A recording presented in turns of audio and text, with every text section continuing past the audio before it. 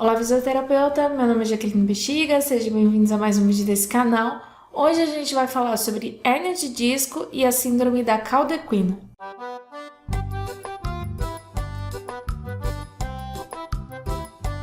No dia 29 de junho de 2022, o cantor Wesley Safadão cancelou alguns compromissos profissionais porque ele estava sentindo muitas dores na costa e formigamento na perna. Ele foi internado e recebeu alta no dia 1º de julho. Então, nesse tempo que ele esteve internado, foi comunicado à imprensa que o Wesley Safadão ele tinha uma artrose de coluna e que havia hérnias de disco na terceira e na quarta vértebra lombar. Ele recebeu alta no dia 1º, voltando a ser internado no dia 7 de julho, uma semana depois, para fazer uma cirurgia de emergência para correção da hérnia de disco, porque, de acordo com a equipe médica, em comunicado à imprensa, estava desenvolvendo a síndrome da cauda equina.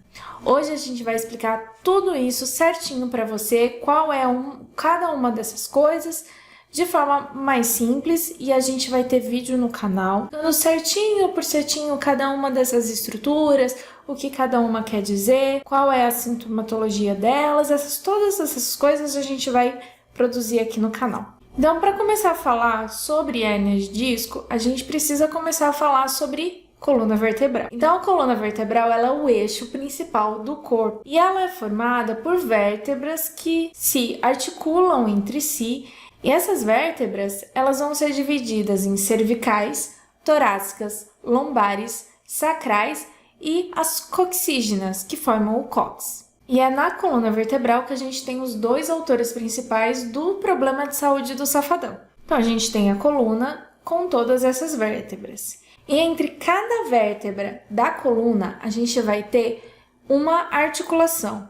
Essa articulação vai ser denominada articulação intercorporal. E vão ser essas articulações que vão dar à coluna o poder de fazer os movimentos que a coluna faz. Cada uma dessas articulações contém o disco intervertebral, contém as vértebras adjacentes e também contém as placas terminais vertebrais. Já a cauda equina é uma formação que acontece depois da medula espinhal. Então, a gente tem a coluna vertebral, que tem como uma das funções principais proteger a medula espinhal.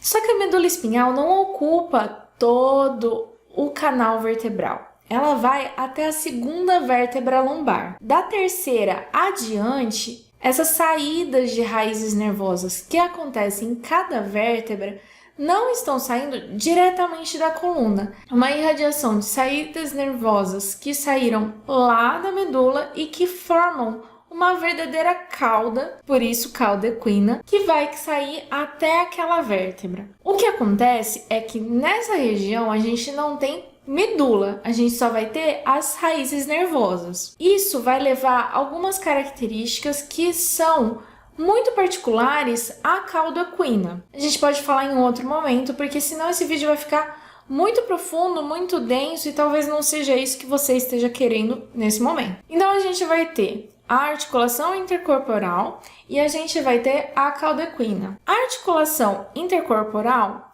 é o causador de todo esse problema, então a gente vai falar muito sobre ele. A articulação intercorporal, ela acontece entre as duas vértebras e existe um disco intervertebral aqui no meio. E existe também uma estrutura que é a placa terminal vertebral, que vai ligar esse disco às vértebras. Cada uma dessas estruturas tem características específicas e são essas características que promovem tanto a hérnia quanto a proteção da coluna. Então, vamos começar a falar sobre isso de forma clara e que não fique tão profunda assim. O vídeo explicando isso profundamente a gente vai lançar em um outro dia. A gente tem o disco vertebral, duas estruturas, que é o disco pulposo e o anel fibroso. O disco pulposo, ele é como se fosse um amortecimento hidráulico que existe entre cada uma dessas articulações. O que acontece é que, quando a gente é jovem, esse núcleo pulposo, ele é mais hidratado. Ele consegue receber mais impacto, tendo uma dilatação menor, porque ele é muito hidratado. E em pessoas também que não se hidratam direito, esse disco sofre mais ainda. Mas com o envelhecimento, esse disco, que é um gelzinho, ele diminui a capacidade de receber amortecimento. Essa dissipação da energia mecânica, ela não acontece de forma tão satisfatória quando acontecia quando a pessoa era jovem. E por isso que normalmente a gente vai ter hérnia de disco em adultos e de meia idade. A segunda estrutura é o anel fibroso. O anel fibroso, ele é formado por várias camadas de proteção a esse disco.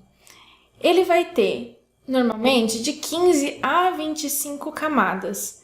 E ele vai deixar o disco concentrado normalmente na porção média posterior da vértebra. E a gente vai ter o núcleo pulposo aqui no meio e a gente vai ter o anel fibroso em volta dele. Essas duas estruturas juntas formam o disco intervertebral.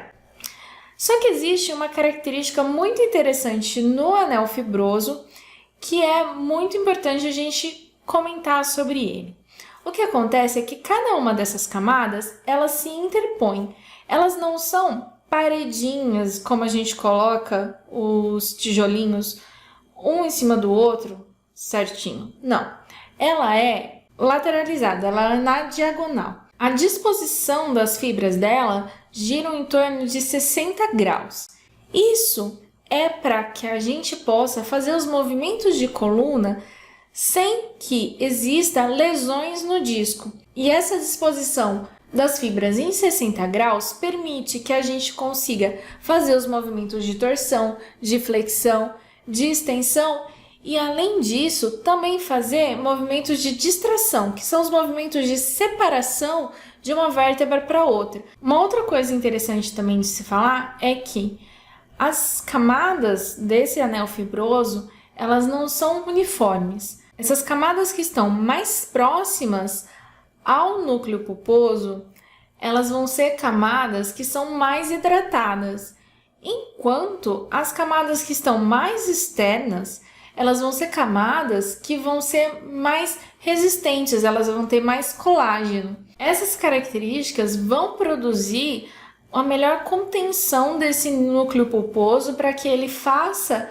a função dele de absorção do impacto e que isso não interfira nas condições anatômicas desse disco intervertebral. Normalmente, as forças de compressão elas vão ser absorvidas pelo núcleo pulposo e dissipadas pelo anel fibroso. Mas em algumas condições vão acontecer algumas microlesões nesse anel fibroso que vai permitir com que o núcleo pulposo ele caminhe por esse anel fibroso. O anel fibroso, as últimas camadas, as camadas mais externas desse núcleo, elas são inervadas. E esse paciente vai sentir muito aqui nas costas a fisgada, dor, não vai conseguir fazer o movimento, vai pegar alguma coisa e sente uma fisgada, não consegue mais carregar aquele objeto. Isso normalmente vai acontecer quando a gente já tem a lesão no núcleo fibroso e o caminhar do núcleo pulposo ali, ou o vazamento do núcleo pulposo. Existe uma condição que vai acabar produzindo o extravasamento do núcleo pulposo para o canal vertebral. Isso acontece quando todo o anel fibroso é rompido e o núcleo consegue chegar até o núcleo pulposo. Eu vou deixar aqui uma imagem, obviamente a gente está falando de um exame complementar.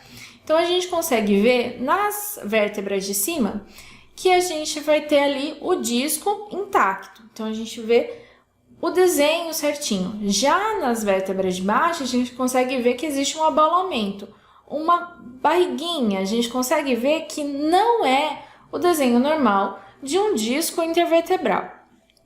Então, nesse paciente, a gente já tem uma herniação de disco intervertebral, que foi que aconteceu com Wesley Safadão.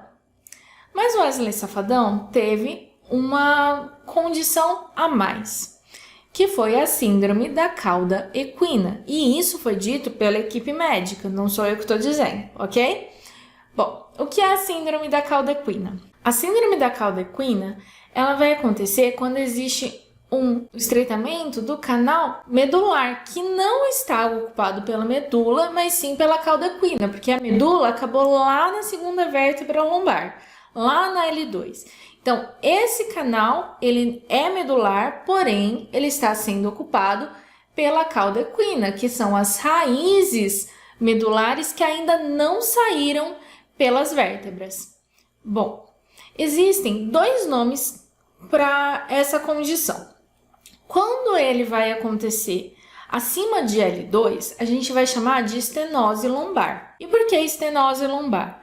Porque a estenose lombar vai produzir o estreitamento do canal medular. Quando isso acontecer abaixo de L2, em L3, L4, L5, e sacral 1, 2 e por aí vai, a gente vai ter, muito provavelmente, a síndrome equina. Agora, quando a estenose lombar acontecer na região da cauda equina, ou seja, em L3 para baixo, e esse estreitamento for tão grande que vá produzir uma alteração nervosa dessas raízes, a gente vai ter então a chamada síndrome da cauda equina. A estenose lombar, ela vai ter alguns sintomas que são muito clássicos e que a maioria dos pacientes já vai chegar no consultório, tanto do médico quanto do fisioterapeuta, ou na UBS, no hospital, com todos os sintomas ali sendo relatados muito facilmente para o profissional de saúde.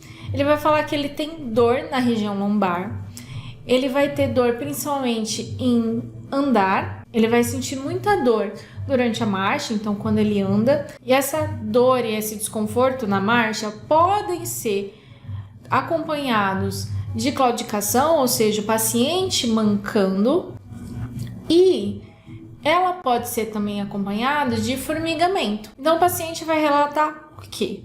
O paciente vai relatar que ele sente dor na região lombar. O paciente também vai relatar que ele tem dor e desconforto na marcha, ou seja, no andar dele. E esse andar com dor e desconforto pode ser ou não acompanhado de claudicação, que é o mancar. O paciente ele também pode relatar que essa dor, esse desconforto acontece quando ele permanece muito tempo em pé, porque existe a compressão do disco intervertebral.